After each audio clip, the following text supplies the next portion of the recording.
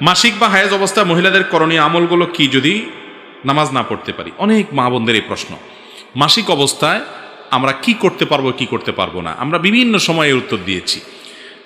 মাসিক অবস্থায় একজন মা তিনি নির্দিষ্ট কয়েকটা কাজ ছাড়া আর সমস্ত ভালো কাজ করতে পারবেন, সমস্ত নেক আমল করতে পারবেন। যেমন তিনি নামাজ পড়তে পারবেন না, স্বামী সহবাস করতে পারবেন না, বাইতুল্লাহর তাওয়াফ করতে পারবেন না, আর তিনি ওই অবস্থায় মসজিদে প্রবেশ করতে পারবেন না মাসিক অবস্থায়।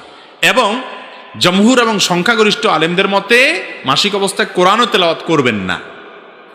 এছাড়া যত কাজ আছে সব তিনি করতে পারবেন। যেমন দুরূদ শরীফ পড়তে পারবেন, জিকির আজকার করতে পারবেন, আল্লাহর কাছে দোয়া কান্নাকাটি করতে পারবেন, ইসলামের বিভিন্ন বই পুস্তক, কোরআন হাদিসের বই তিনি পড়তে পারেন। কোরআন হাদিসের বই মানে কোরআনের আলোকে লেখা বই পুস্তক পড়তে পারেন। কোরআনের কোনো আয়াত দোয়ার অংশ হিসাবে পড়তে পারেন, দোয়া হিসাবে, তেলাওয়াতের অংশ হিসাবে না। তো এই জাতীয়